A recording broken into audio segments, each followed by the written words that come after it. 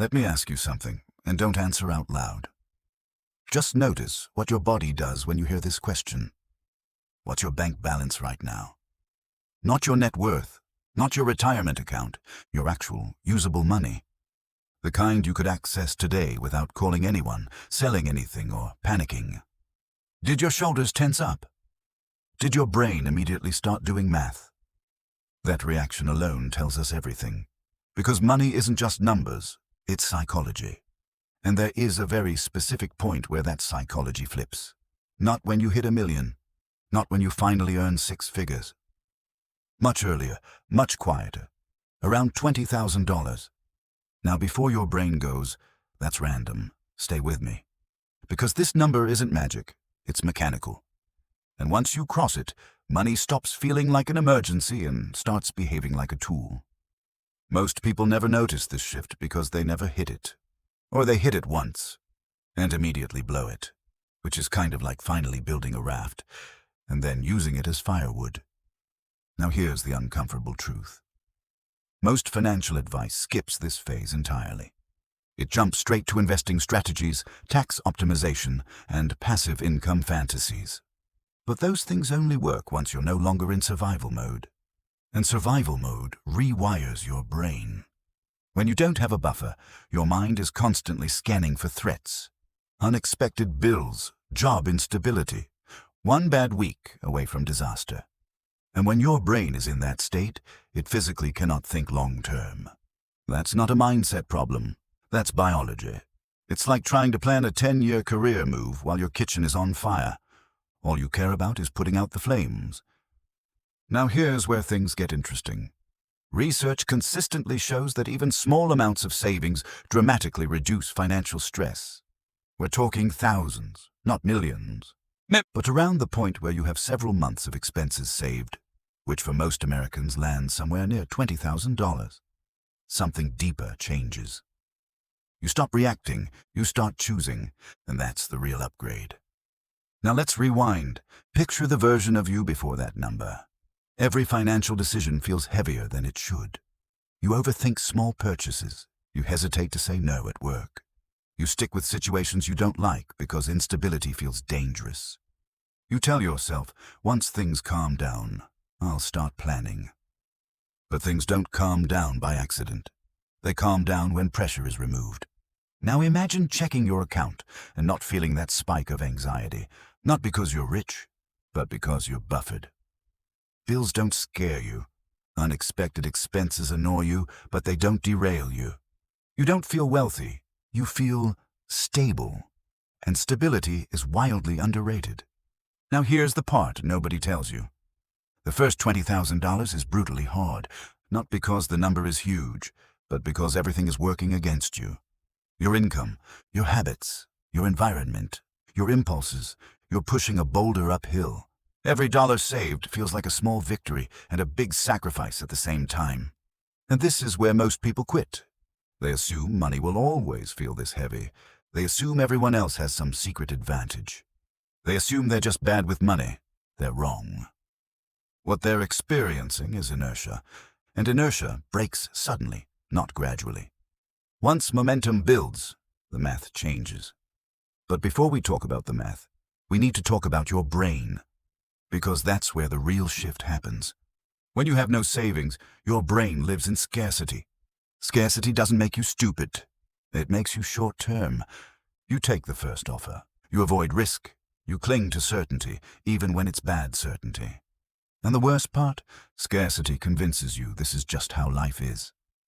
Now cross that $20,000 line. Suddenly, your brain has oxygen. You're not holding your breath anymore. You start asking different questions. Not, how do I survive this month? But, what actually makes sense long-term? That question alone separates people who build wealth from people who stay busy forever. Now let's talk about compounding, without the boring textbook voice. When you invest small amounts, the returns feel insulting. You earn a few $100s and think, that's it, which makes investing feel pointless. But scale changes everything. An average market return on $20,000 suddenly looks like real money. Money that shows up without you working extra hours. Money that doesn't drain your energy. Money that doesn't care if you're tired. And once your money starts helping you, even a little, your entire relationship with work changes. You're not desperate anymore. You're strategic. Most people hit this milestone and immediately celebrate by undoing it. New car, luxury vacation, lifestyle upgrade. They tell themselves they earned it. And sure, they did. But that $20,000 wasn't a reward. It was a foundation. You don't celebrate pouring concrete by setting it on fire. You let it harden. Because what it becomes later matters more than how it feels today. Now let me say something that might annoy you. The average American spends more money on cars than it would take to become financially independent. Payments, insurance, maintenance, fuel, decades of it. Meanwhile, they wonder why saving feels impossible. That's not bad luck. That's priorities operating on autopilot. And this is where the $20,000 threshold becomes dangerous, in a good way. Because once you see opportunity cost clearly, you can't unsee it. You stop asking, can I afford the payment? And start asking, what does this delay? That question is lethal to bad decisions. In the next part, we're going deeper. We're going to break down exactly how this milestone changes investing, career leverage, and decision-making.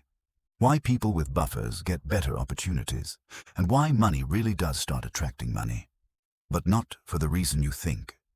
Once you cross that $20,000 line, something strange happens.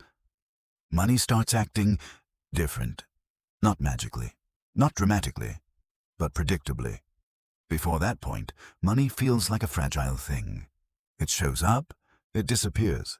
It's constantly being chased, borrowed, negotiated with, or apologized to. After that point, money slows down. It stops sprinting, it waits. And waiting changes everything. Let's talk about leverage. Because this is the word nobody uses when they talk about savings. But it's the whole game. When you don't have a buffer, you have no leverage. You can't negotiate. You can't wait. You can't walk away. You take the job that's offered. You accept the terms. You tolerate nonsense because instability feels dangerous. That's not weakness. That's physics. But once you have real savings, even if it's only $20,000, leverage enters the room. Quietly. You don't feel powerful. You feel patient. And patience is leverage. Now let's look at work, because this is where the shift becomes visible. Before savings, work feels existential. Every paycheck matters immediately. Miss one and the system shakes. So you stay. You overperform. You say yes too often. You accept stress as part of the deal. After savings, work becomes optional in a new way. Not optional like, I'll never work again. Optional like, I don't have to tolerate this. You start evaluating jobs differently. Not just salary, but flexibility, growth, long-term value. And here's the kicker. People with leverage often end up earning more. Not because they hustle harder, but because they negotiate better. They wait for better offers. They walk away from bad ones. Now let's talk about investing again, but this time from a behavioral angle. Before $20,000, investing feels risky. You're putting precious money into something you can't touch. Every dip feels personal. Every red day feels like a mistake. So people check constantly. They panic. They pull out at the worst possible time. After $20,000, investing feels boring. And boring is good. Because boredom means you're not emotionally overexposed. Losses don't threaten your survival. They're just fluctuations, which means you can actually let compounding do its job. Now let's address the elephant in the room. Why $20,000 and not $10,000 or $50,000? Because for most households, $20,000 represents multiple layers of safety. Emergency fund, short-term buffer, psychological cushion. It's not just money, it's redundancy. And redundancy is what engineers build into systems they don't want to fail. Your life is a system. Most people run it with zero redundancy. One income, one paycheck, one bad surprise away from chaos. Savings create slack. Slack absorbs shock. Now let's talk about spending, because this is where people expect discipline to increase. But something counterintuitive happens. Spending becomes calmer, not smaller. Calmer. You stop impulse buying. Not because you're depriving yourself, but because urgency disappears. You don't need the dopamine hit. You don't need the treat yourself logic. Because your nervous system isn't screaming anymore. And here's the joke. People assume having money makes you spend more. In reality, anxiety makes you spend more. Security makes you selective. Now let's talk about relationships. Yes, money changes those too. When you're financially stressed, everything feels personal. Small disagreements escalate. Plans feel risky. Future talk feels abstract and uncomfortable. After savings, conversations change. You plan. You discuss options. You don't avoid the future anymore. Because the future doesn't feel like a threat. Now let's talk about risk. Because this is where growth actually happens. Before savings, risk is terrifying. You avoid it. You choose predictability over potential. After savings, risk becomes calculated. You can try things, start projects, learn skills, switch paths. Because failure isn't fatal. This is why people with buffers end up doing braver things. They're not braver. They're safer. Money doesn't buy happiness, but it buys margin, and margin buys choice. Choice buys alignment. Alignment buys calm. And calm is what allows intelligent decisions. Now here's where people mess this up. They hit $20,000 and think they're done. They relax completely. They stop tracking. They inflate their lifestyle. They convert safety into consumption, and the buffer evaporates. Then they wonder why everything feels tight again. That wasn't bad luck. That was mistaking a foundation for a finish line. Now let's talk about identity, because this shift changes how you see yourself. Before savings, you feel behind. No matter what you earn, no matter how hard you work, after savings, you feel capable, not superior. Capable. You trust yourself more, and that trust compounds faster than money ever will. Now let's talk about time horizons. Before savings, your planning window is short. Weeks, maybe months. After savings, it stretches. Years. Decades. You start making decisions based on where you want to be, not where you're afraid of falling. That's the real upgrade. And it doesn't show up on Instagram. Now let's address a myth. That you need expert knowledge to manage money well. You don't. You need stability. Stability turns average decisions into good ones. Instability turns good decisions into panic. The $20,000 threshold doesn't make you smart. It makes you calm enough to act smart. In the next part, we're going even deeper. We'll talk about why people with savings make fewer mistakes, even when they mess up. How this milestone quietly rewires your relationship with time, failure, and ambition. And why this is the point where money stops controlling you and starts cooperating. After a while, you notice something subtle. You start making fewer stupid decisions. Not because you suddenly became disciplined. Not because you read the right book or watched the right video. But because you're no longer panicking. And panic is the silent architect of most financial mistakes. When money is tight, every decision feels urgent. Urgency kills judgment. You rush. You grab the first solution. You optimize for relief, not results. Once you have a buffer, urgency fades. And when urgency fades, intelligence shows up. Now let's talk about mistakes. Because here's the part nobody likes to admit. People with savings still make mistakes. They invest in things that don't work. They misjudge opportunities. They overestimate timelines. The difference is not perfection. It's survivability. A mistake with no buffer becomes a crisis.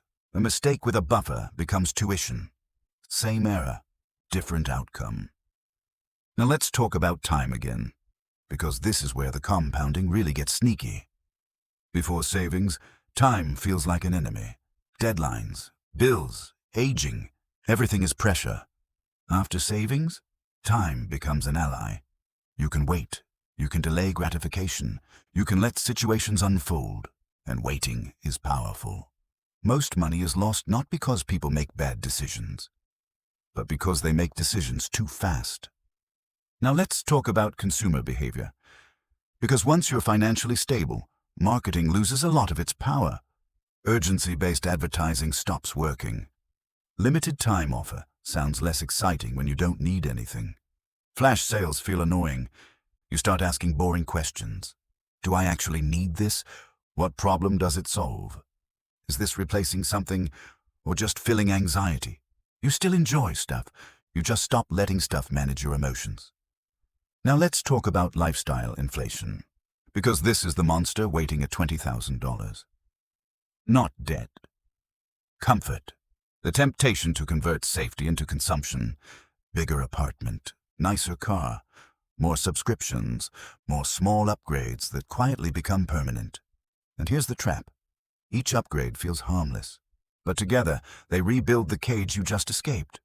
This is why many people hit $20,000, feel amazing for 6 months, and then wonder why they're stressed again. They didn't lose money, they lost margin. Now let's talk about margin properly. Margin is unused capacity. It's the space between what you earn and what you need. Margin absorbs shocks. Margin creates optionality. Margin buys time. And time is the most valuable asset you'll ever own. Car payments kill margin. High rent kills margin. Subscriptions kill margin. Not individually, collectively. Death by 1,000. It's only $30 a month cuts. Now let's talk about ambition, because this part surprises people. When you're financially stressed, ambition shrinks. You aim low. You choose safe paths. You avoid risk. After savings, ambition expands. Not in a flashy way, in a patient way. You start thinking in decades. You think about skills, leverage, ownership. You don't rush, because you don't have to. Now let's talk about failure, because failure changes meaning entirely after $20,000. Before savings, failure is terrifying. It threatens survival. After savings, failure is data, feedback, a step, not a cliff. This is why entrepreneurs, investors, and creatives almost always come from stable backgrounds. Not because they're privileged, but because failure won't kill them. Security creates experimentation. Experimentation creates growth. Now let's talk about freedom, because this word gets abused online. Freedom isn't never working. Freedom is not being trapped, not being forced into bad decisions because of timing, not staying silent because you need the paycheck. That kind of freedom starts small, with buffers, with boring savings, with numbers that don't impress anyone at a party. Now let's zoom out. Why does $20,000 matter so much? Because it's the point where your life stops being fragile. You're still human, still imperfect, still exposed to risk, but no longer brittle, and brittleness is what breaks people. Now here's a truth that sounds cynical, but isn't. Most people don't fail financially because they're lazy. They fail because they never get breathing room. They're always reacting, always catching up, always one surprise away from chaos. Savings interrupt that cycle, not with motivation, with mechanics. Now let's talk about identity one last time before the finale. Before savings, your identity is defensive, trying not to fall behind, trying not to mess up. After savings, identity becomes constructive. You build, you choose, you design. And this shift is quiet. Nobody claps, but your entire trajectory bends. In the final part, we're bringing everything together. How to protect this milestone once you reach it, how to stop money from sliding back into control, and how to turn this buffer into a long-term system that works for you instead of against you. At some point, usually without fireworks or dramatic music, you realize something simple. Money stopped yelling at you. It's still there. Still important, still powerful, but it's no longer screaming for attention every minute of the day. That's the moment people confuse with being rich. It's not richness, it's control. And control changes everything. Because once you have control, you stop making fear-based decisions. You stop optimizing for comfort. You stop mistaking relief for progress. You start asking better questions, and better questions create better lives. Now let's talk about protection. Because reaching $20,000 is not the finish line. It's the most fragile phase of all. This is where people sabotage themselves. Not out of stupidity, but out of misunderstanding. They think, I'm safe now. So they loosen discipline. They upgrade everything at once. They let monthly costs creep up quietly. Subscriptions multiply. Lifestyle inflates. And before they notice, the buffer shrinks, then disappears, and the stress comes back faster than before. That's not bad luck. That's misunderstanding the purpose of the buffer. Savings aren't there to make life flashy. They're there to make life flexible. Flexibility is the asset, not the number. Now let's talk about a concept most people never hear: financial silence. That's the absence of money noise in your head. No constant calculations. No background anxiety. No checking accounts before small decisions. That silence is priceless. And once you experience it, you protect it aggressively. You start saying no faster. You stop justifying purchases emotionally. You become boring in the best possible way. Now let's talk about investing again, sir, but properly. Once you have $20,000, investing stops feeling theoretical. Returns matter, losses matter, but neither feel catastrophic. You can stay in the game, and staying in the game is the only thing that matters, because markets reward patience, not brilliance. Now let's talk about long-term thinking. You stop asking, what feels good this year? And start asking, what makes the next 10 years easier? That question kills a lot of shiny nonsense instantly. Do I need this upgrade? Does this payment reduce my options? Does this align with the life I actually want? Not the life I want people to think I have. Now let's talk about status. Status wants you to spend. Status wants you to signal. Status wants you to keep up. But status never pays dividends. It never shows up in emergencies. It never compounds. And the moment you stop chasing it, the pressure disappears. Now let's talk about the real superpower of savings. It's not the money. It's the pause. The ability to pause before saying yes, before signing, before upgrading, before committing future you to present-day impulses. That pause is where intelligence lives. Now let's zoom out one last time. Why does everything change after $20,000? Because that's the point where money stops controlling your behavior. Not because you're disciplined, because you're no longer desperate. Desperation is expensive. Calm is efficient. Now here's the part that matters. This channel isn't about hacks. It's not about overnight wealth. It's about understanding the invisible mechanics that quietly shape lives. If this video helped you see money differently, if it made you pause before chasing the next shiny upgrade, if it explained why you always felt behind despite working hard, then do 3 simple things. First, subscribe. Not because we promise easy answers, but because this is a place for honest, intelligent conversations about money. Second, like the video, because it helps this message reach people who need clarity more than hype. And third, send this video to one person, not a group chat, one real person, someone you trust, someone who's smart but tired, someone who would actually think about this instead of scrolling past it.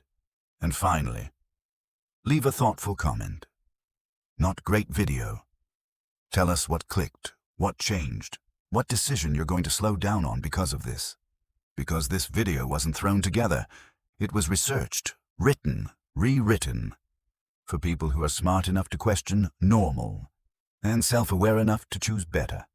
Money doesn't have to run your life, but you do have to understand how it works on your brain. Now you do, and once you see it, you can't unsee it.